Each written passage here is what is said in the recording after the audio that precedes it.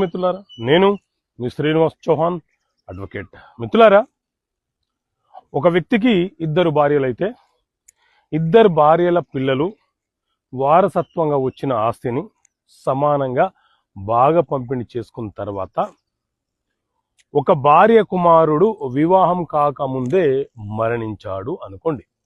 అప్పుడు అతని వాటా ఆస్తి ఏదైతే ఉందో అది ఎవరికి దక్కే అవకాశం ఉంటుంది. సో మిత్రులారా, మన దేశంలో హిందూ వారసత్వపు చట్టం 1956 అమలు ఉన్నటువంటి చట్టం. ఈ చట్టంలో ఒక సిద్ధాంతం, ఒక ప్రిన్సిపల్ ఏముంటుంది అని అంటే ఫుల్ బ్లడ్ ఆఫ్ బ్లడ్ అనే సిద్ధాంతం ఉంటుంది. ఫుల్ బ్లడ్ అంటే ఏంటి అని అంటే తల్లిదండ్రులకు జన్మించిన పిల్లలను ఫుల్ బ్లడ్ అని అంటారు.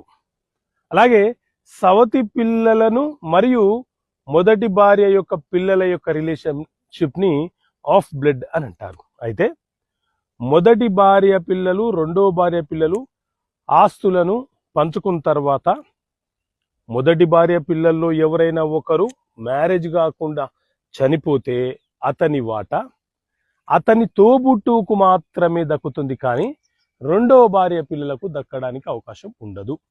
అదే రెండో భార్య పిల్లలో ఎవరైనా సరే పంచుకున్న తర్వాత వివాహం కాకుండా మరణిస్తే వారి వాటా కూడా రెండో భార్య పిల్లలకు మాత్రమే